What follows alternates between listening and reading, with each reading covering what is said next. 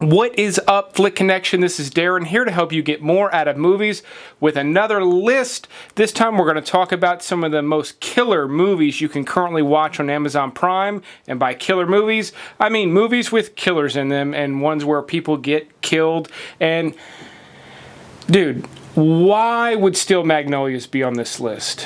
Why?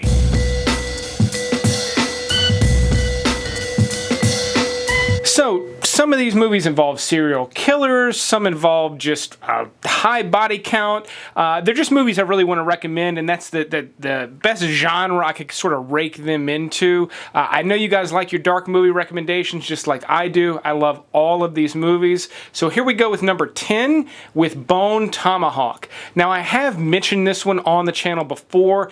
Unfortunately, a lot of people have missed it. Fortunately, now you get to watch it because I'm going to recommend it pretty hard. It is a really cool Western. Kurt Russell's in it. It's got some other good cast members that you're going to recognize, but Kurt Russell's the star.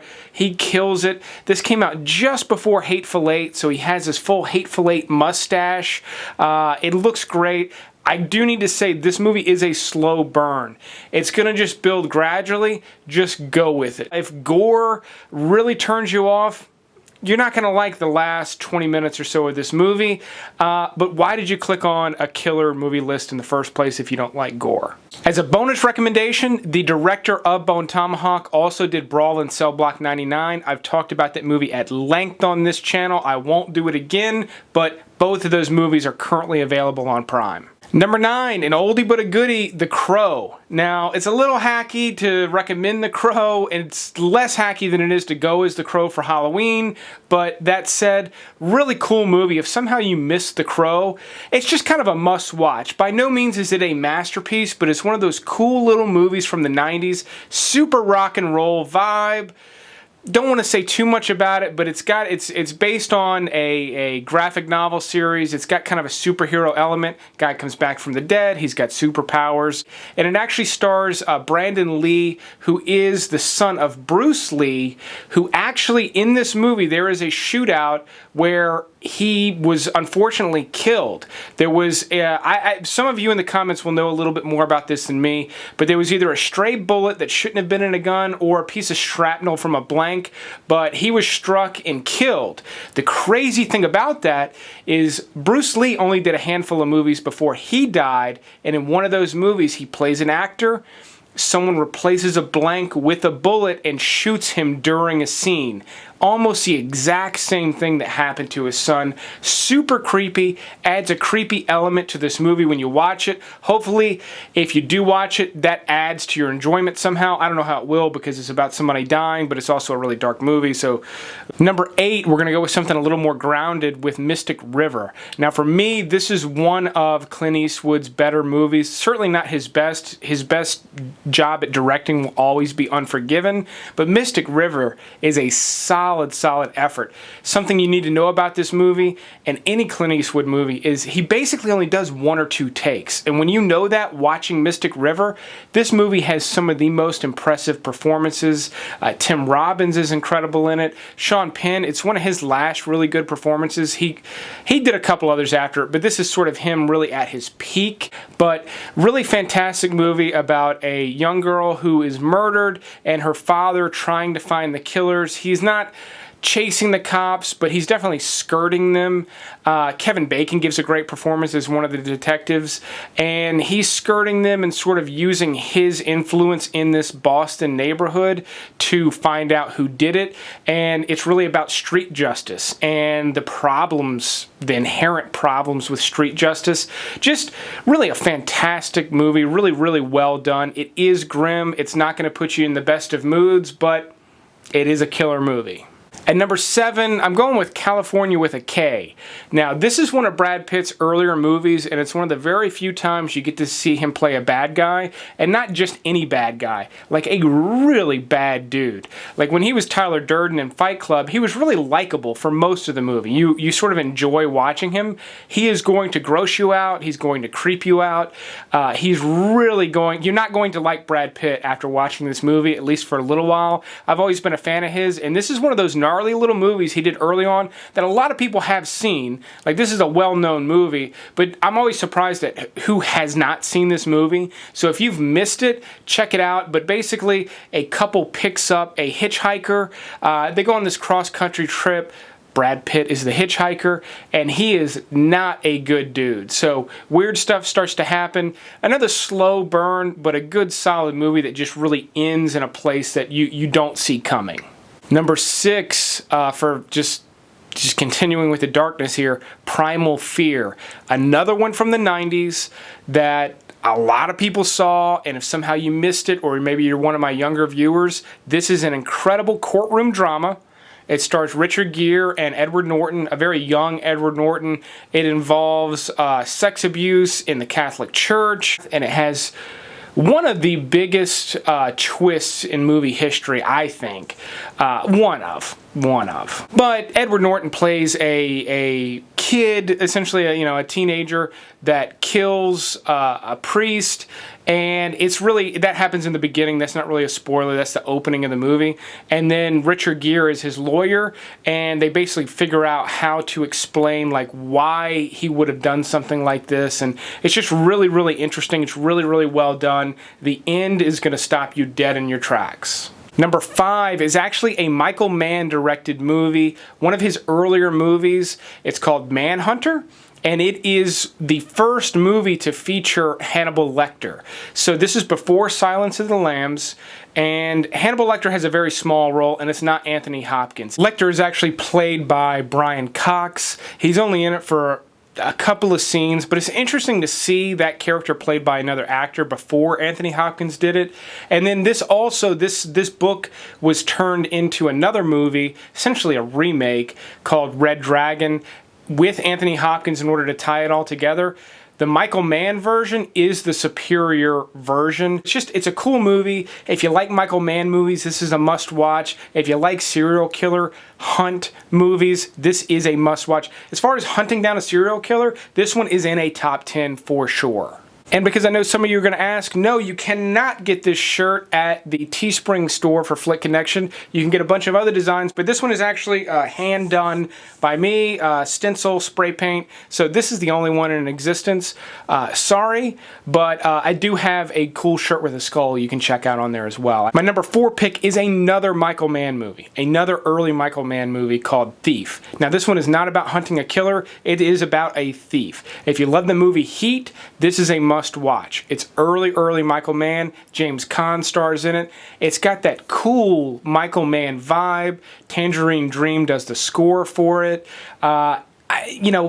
Manhunter probably fits on this list better than Thief, but I just love Thief. It's such a good movie, and I love recommending it because normally I'm talking to someone that hasn't seen it. I'd imagine there's a lot of you that have seen it. I would imagine there's just as many of you, if not more, that have not seen it. Thief is a super cool 80s heist movie about a career criminal. It's got a cool story. It's got a good ending. And again, that vibe, that Michael Mann 80s vibe, it's in style now. Go back and watch that movie and you're going to feel what I'm talking about. Number 3, Christopher Nolan's third movie, Insomnia. Now, this one is great. It would be remembered more if it weren't for the fact that Christopher Nolan has made so many great movies. It's actually one of his weaker efforts and it gets lost in the mix because of that. That said, it is a solid serial killer hunt movie. It's so well done. The cinematography is beautiful. Al Pacino gives a great performance. Robin Williams, rest in peace, one of his better performances in a long list of great performances. This is just a pitch-perfect genre flick. It fits right into the middle of that serial killer hunting genre. It's perfectly executed. I love it. I love the way it looks. I love the hooks that are in it, the little twists here and there. It's not as twisty as most Christopher Nolan movies, which is kind of refreshing. Some of his movies just really throw you through a loop. This one's a little more straightforward, a little more accessible, and for that, I really, really like this one. Number 2, call it a cop-out if you want, but I'm doing movies with killers and high body counts, and Escape from New York is currently on Prime. it is probably my favorite John Carpenter movie. That's hard to say because I love so many of his movies, and they're all so different. But I just really love something about Escape from New York. It's another Kurt Russell movie, so I'm doubling up on a lot of the actors and stuff here. But it's so much fun. He's breaking back into New York. If you haven't seen this, don't let me tell you about it. Just watch it. It is one of the coolest 80s sci-fi movies. It's influenced so many things. And in fact, I want to do a video on this. I just haven't formulated all of my thoughts. But The Dark Knight Rises got a lot of hate, mainly because it wasn't as good as The Dark Knight. They should have done it in 2 installments. I hate that format. I hate when movies can sort of cop out and do it, but that movie really should have been 2. One being what it was, and the other essentially being like an Escape from New York, where we get to see Batman break back into Gotham. It's more about the siege and the craziness that ensues inside of the city when it's on lockdown. Escape from New York is that movie, and it is what half of The Dark Knight Rises could have been. Maybe I'll do a video on that one day. I'm starting to ramble, but it's hard for me not to gush about Escape from New York. Number 1, I hope you don't hate me for this, but There Will Be Blood is still one of my favorite movies of all time. This movie is not for everybody. If it's for you, you've probably already seen it, which makes it kind of a weak entry at number 1, but I literally couldn't bring myself to put it anywhere else on this list. If you're a movie lover, this one is so entertaining to watch. This is... You know, Paul Thomas Anderson just was on another level with this. He did such a good job with Boogie Nights. Magnolia's great, even though I don't really like watching it. This one is on another level for multiple reasons. It's not in the dialogue. Everything is subtext. You're trying to figure out what they're actually thinking. The performances allow you to read into that. The little nuances in the dialogue allow you to read into that. The cinematography allows you to read into that. The cinematography is beautiful in this movie. The pace of it, the environment you're in, all of that's great. And then just in terms of how Paul Thomas Anderson orchestrated this really unique movie, now it's just me watching it, just sort of trying to figure out, like, how did he come up with that? How did he know that if he put the camera there, that would work? And, you know, that's all coming out of somebody's head, and that's what really impresses me with this movie. Hopefully, you don't hate me for recommending that at number 1. Hopefully you weren't hoping for something a little bit more surprising, but really one of the better movies currently on the platform. Real quick, I'll give you some of the highlights of things coming to Prime this month. AI, Artificial Intelligence, directed by Steven Spielberg. That's coming. I really like that movie. It has its flaws, but I really like it. Stanley Kubrick was heavily involved with this. They were going to co-direct it at some point before Kubrick died. So really cool sci-fi flick. It's maybe a little too long and epic, but that's also what's kind of cool about it, so I'm excited about that. Also on May 1st, Back to School, which is one of my favorite Rodney Dangerfield flicks. Just a cheesy, funny 80s movie, adult humor. If you're going to like that movie, odds are you've probably already seen it, but I should still alert you to the fact that it's going to be there because you may not see it otherwise. Rocky 1 through 5, Amazon Prime as of May 1st. Check them out. Creed has been on the platform for a long time. They're making a Creed 2. It'll be out soon enough. But I love Rocky 1 through 4. I really like them all. I don't even know that I have a favorite. My favorite kind of depends on what mood I'm in or where I'm at in life at the time. Steel Magnolias is...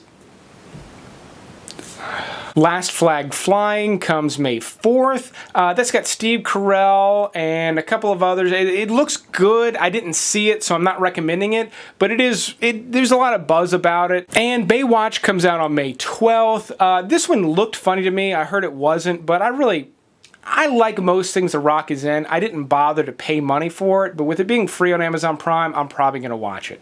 So that's it for this list. If you liked it, leave a like, leave a comment, let me know what you want to see next. But I will keep making these videos as long as you keep watching them. Thanks for watching this one, and you will see me next time.